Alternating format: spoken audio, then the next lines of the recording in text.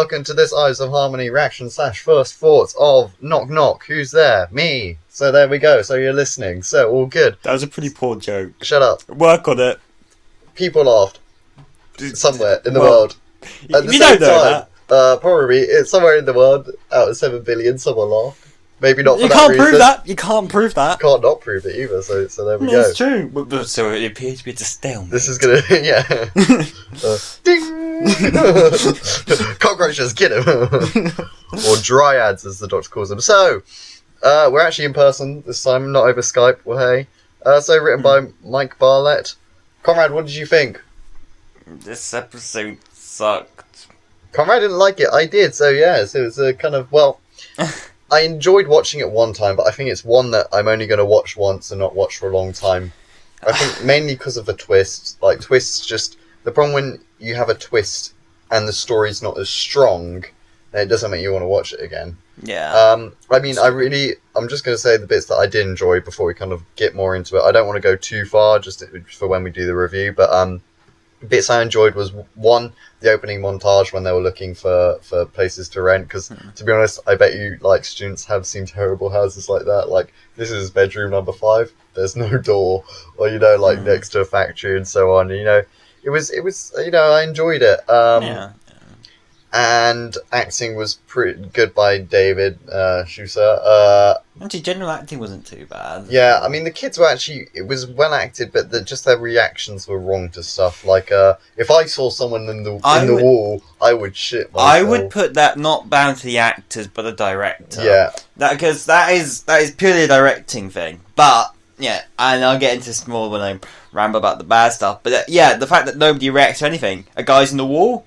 Okay. No, that was scary as hell. Like there were two moments which, Bill should have definitely screamed when a friend got totally devoured by these cockroaches. Oh, well. Man, I would have been screaming, no matter if I'd seen, killer robots and, fish which kill people. I would have still been screaming, because, I mean, those cockroaches were horrible. They were pretty icky. They were pretty iffy CG. They were iffy CG, but in reality, if something swarmed you like that, that's just kind of gross. It's like, ugh. Yeah, but it didn't react realistically. The concept of it could be horrifying, but it wasn't scary because it didn't really fit. It felt off. It didn't really feel like they were devout. Again, it was very CG heavy. Yeah, and then the fact that nobody reacts, the fact that there's barely any tension before that heading into it, really, because they kind of do it from scene to scene. The characters doesn't build up for the characters, and the fact that and I keep noting lighting, but it was pretty bland here. Usually in a horror, you'd expect some heavy shadows, or if not, where it doesn't, something within the room to make it feel kind of maybe a little more empty or dark. Yeah. But this doesn't do that. The lighting doesn't help anything. It's just light. We just stuck a few lights here. So when you want to intimidate people, you usually use high angles to make them feel more small. Use small, heightened angles. And they did that now and then, but I think they should probably use it a bit more often, especially when all the shutters were closing and everything. And when she was being taken in the tree. Yeah, see, I didn't get... They never explained anything about the girl being claustrophobic and how she couldn't be trapped. If they had at least a line earlier on, when they went in the small house, if she'd gone, oh, this is too small, I'm claustrophobic, that would have helped kind of make sense on why she was so determined to get out. And besides from that, it wasn't like they were trapped in a really small space. It was a room. It was a room. It was a very big house. It wasn't in a very big house. Yeah. And I'm surprised that no one checked on the dude as well. I mean, he locks himself away and works on music for ages, but I'm sorry, you check on someone, especially if the same music was going over and over. That would be annoying. Yes, and the fact that also, why did he choose that room? He's the first person there. When we see Bill's room, it was really nice. He chooses one which he had to put a bulb on a chain. Dude, first dibs, mate. What are you doing?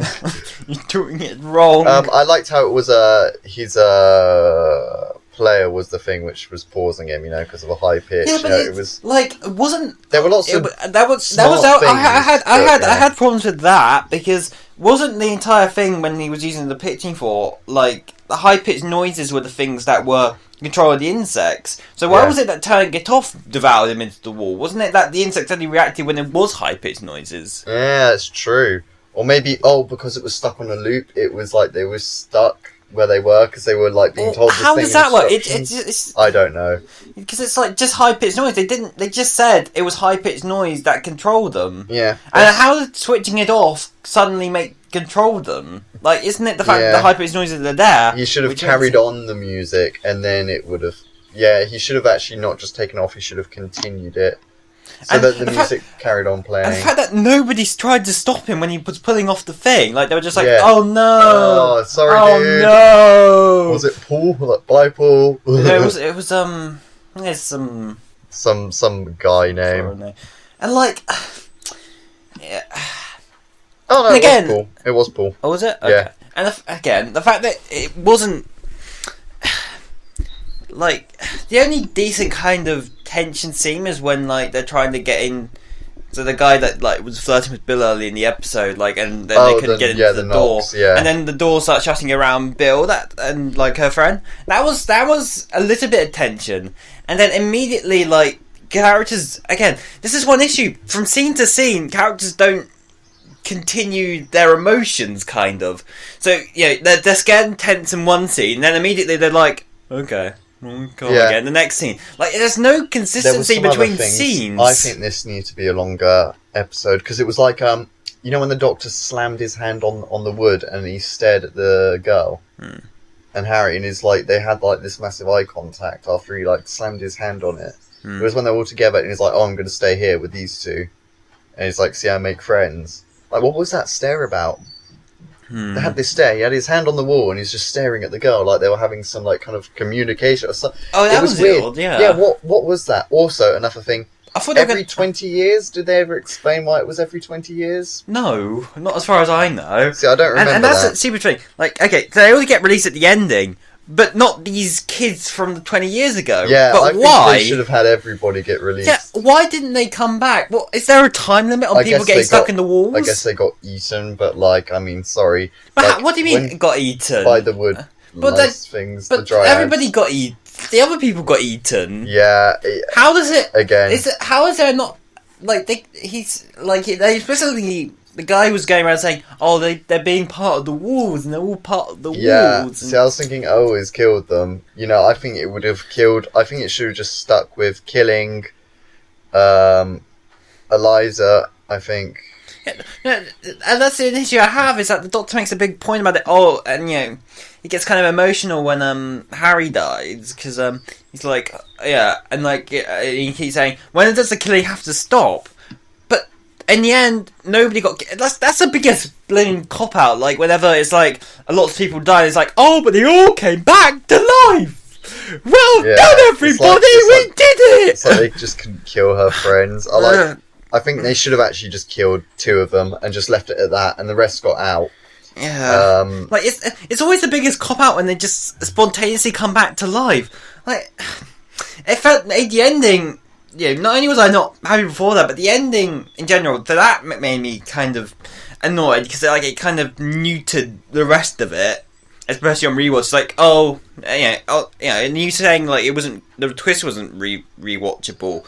I think the fact that that they're all going to get out okay makes it not really rewatchable. Actually, something from the trailer ruined this for me because there's a bit in the trailer, one of the trailers, where the Doctor's running out of the house with the kids. I was like, oh, we haven't seen that scene yet. Oh no, they're all going to come back to life. Especially when they killed Harry, because a cut-out scene is basically Harry Sullivan's son. And so it's kind of like a bit annoying. Because, it's like, I knew as soon as they killed him, I was like, well, no, they're all going to live now. Because you just don't kill a companion's son, you just don't do that. It's like if they suddenly killed Luke Smith from the Sarah Jane Adventures. It's like, you just can't do that. There's just unwritten rules, You just can't do it. So when he died, but I was a bit shocked, like when it was pretty like horrifying when they did swarm him. Also, I'd say the ending was very sad. Their mum taking out her own son because she just had to stop. He was just so messed up. Yeah, but I still wasn't really a fan of that twist. Like the fact that he. like, there didn't really seem to be a point to the fact that he convinced her that he was his daughter. Well, two things about that. First off, how do you convince your own mother that she's her daughter? Then we have a line saying, "Oh, but the memories kind of wore down. She's too old." And that's true. We saw that with me. Memories. But the thing was, she's not comparatively that old. I think she should. Say she was 50, she'd be about 120 or something. Yeah, I think she should have died, and then the Dryads saved her, because then you could understand the memories being lost, being a bit faulty. But because although how did there would have been surely there would have been years where he was still a kid though. Exactly. How would he have not like how would he have thought of this plan to convince her that she's not? I guess there's like, just a lot of so it's significantly actually it's less time that she thought that she was. But how do you transition from that to that, especially considering there'd be a changeover period? I guess her memory span is just really short, but then she goes, "Oh, I haven't had visitors in years," which then makes you think.